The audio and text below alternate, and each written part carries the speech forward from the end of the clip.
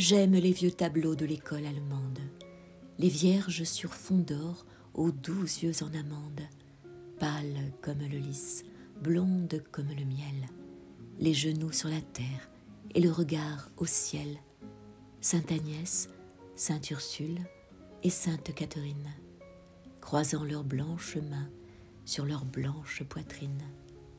Les chérubins joufflus au plumage d'azur, nageant dans l'outre-mer sur un filet d'eau pure, les grands anges tenant la couronne et la palme, tout ce peuple mystique au front grave, à l'œil calme, qui prie incessamment dans les micelles ouverts et rayonne au milieu des lointains bleus et verts.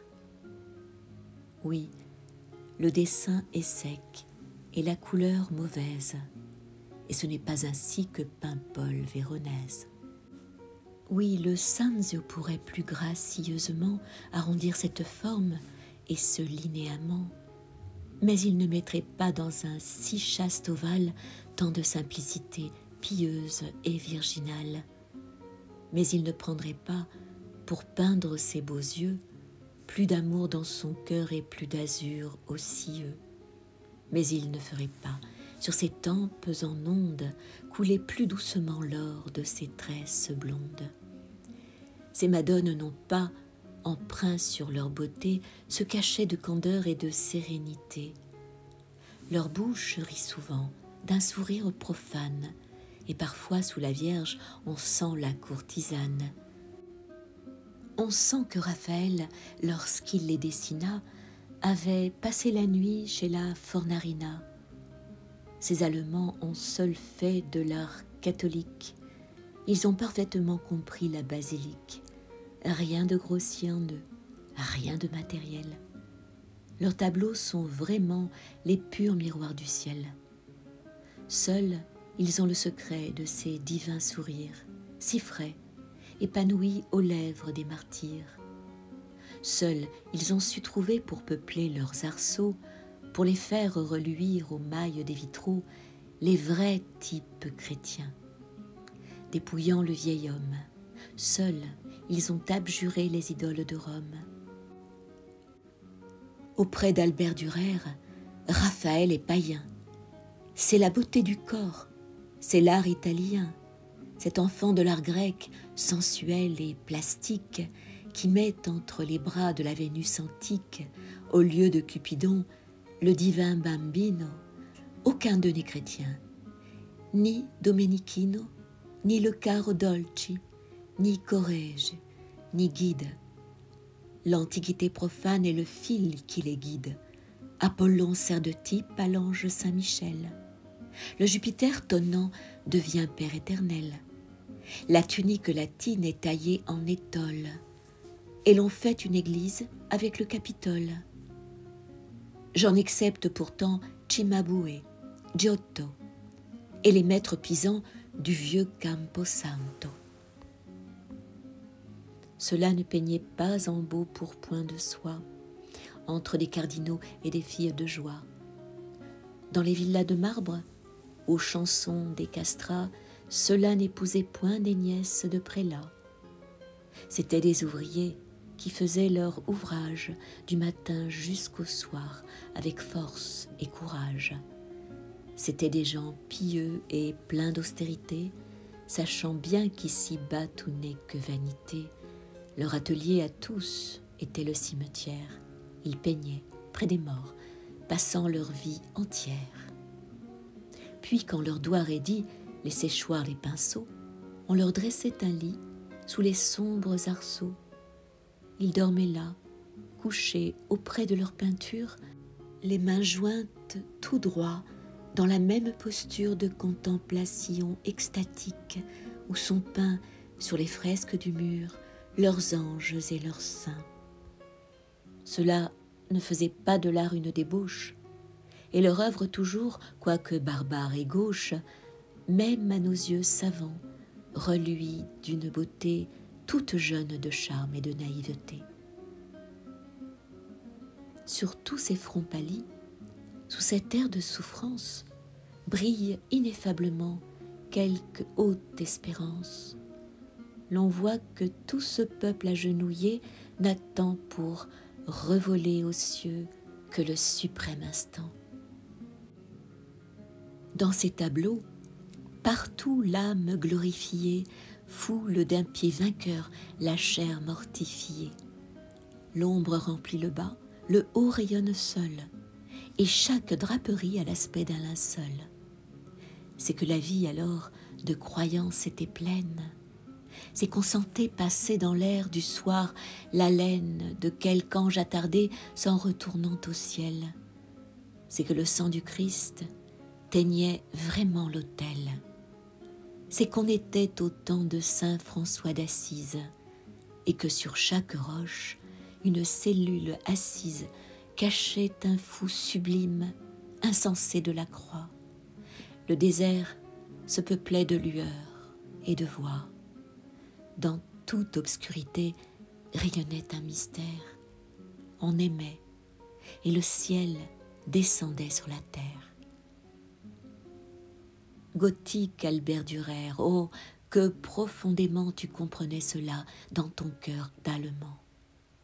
Que de virginité, que d'onction divine, dans ces pâles yeux bleus où le ciel se devine. Comme on sent que la chair n'est qu'un voile à l'esprit. Comme sur tous ces fronts, quelque chose est écrit, que nos peintres sans foi ne sauraient pas y mettre, et qui se lit partout dans ton œuvre, ô grand maître. C'est que tu n'avais pas, lui faisant double part, d'autre amour dans le cœur que celui de ton art. C'est que l'on ne dit pas, voyant aux galeries l'ovale gracieux de tes belles Maries, ô mon chaste poète, ô mon peintre chrétien, comme de Raphaël et comme de Titien, voici la Fornarine ou bien la Murazène. Tout terrestre désir devant elle s'apaise, car tu ne t'en vas point tout rempli de ton Dieu. Emprunter ta Madone à quelque mauvais lieu, tu ne t'accoudes pas sur les nappes rougies, tu ne fais pas saouler dans de sales orgies l'art, cet enfant du ciel sur le monde jeté, pour que l'on crût encore à la sainte beauté. Tu n'avais ni chevaux, ni meute, ni maîtresse, mais le cœur inondé d'une austère tristesse, tu vivais pauvrement à l'ombre de la croix, en allemand naïf, en honnête bourgeois. Tapis comme un grillon dans l'âtre domestique, et ton talent caché comme une fleur mystique, sous les regards de Dieu, qui seul le connaissait, répandait ses parfums et s'épanouissait. Il me semble te voir au coin de ta fenêtre, étroite, à vitraux peints, dans ton fauteuil d'ancêtre. L'ogive encadre un fond bleuissant d'outre-mer, comme dans tes tableaux, ô vieil Albert Dürer. Nuremberg sur le ciel dresse ses 1000 flèches et découpe ses toits aux silhouettes sèches. Toi, le cou de genou, le menton dans la main, tu rêves tristement au pauvre sort humain, que, pour durer si peu, la vie est bien amère, que la science est vaine et que l'art est chimère, que le Christ, à l'éponge, a laissé bien du fiel, et que tout n'est pas fleur dans le chemin du ciel. Et l'âme d'amertume et de dégoût remplie, tu t'es peint, ô Dürer, dans ta mélancolie, et ton génie en pleurs te prenant en pitié, dans sa création t'a personnifié. Je ne sais rien qui soit plus admirable au monde, plus plein de rêveries et de douleurs profondes que ce grand ange assis, l'aile ployée au dos, dans l'immobilité du plus complet repos. Son vêtement drapé d'une façon austère, jusqu'au bout de son pied, s'allonge avec mystère. Son front est couronné d'aches et de nénuphars, le sang n'anime pas son visage blafard, pas un muscle ne bouge, on dirait que la vie dont on vit en ce monde à ce corps est ravie, et pourtant l'on voit bien que ce n'est pas un mort. Comme un serpent blessé, son noir sourcil se tord, son regard dans son œil brille comme une lampe, et convulsivement sa main presse sa tempe. Sans ordre, autour de lui, 1000 objets sont épars. Ce sont des attributs de science et d'art. La règle et le marteau, le cercle emblématique, le sablier, la cloche et la table mystique, un mobilier de Faust, plein de choses sans nom. Cependant, c'est un ange, et non pas un démon. Ce gros trousseau de clés qui pend à sa ceinture lui sert à crocheter les secrets de nature. Il a touché le fond de tout savoir humain.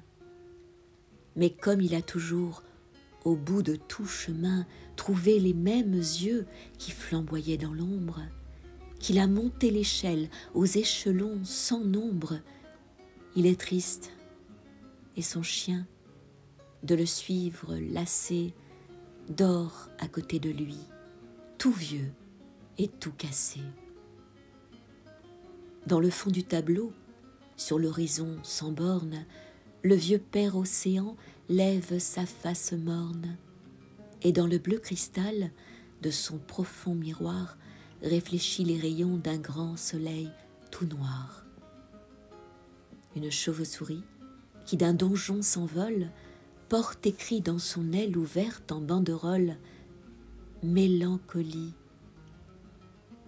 Au bas, sur une meule assis, est un enfant dont l'œil, voilé sous de longs cils, laisse le spectateur dans le doute s'il veille, ou si, bercé d'un rêve, en lui-même il sommeille.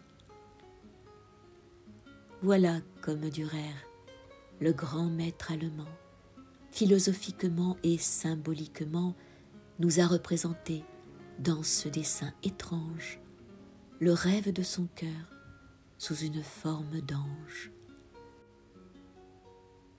Mais hélas, il n'est pas pour nous d'aube nouvelle, et la nuit qui nous vient est la nuit éternelle.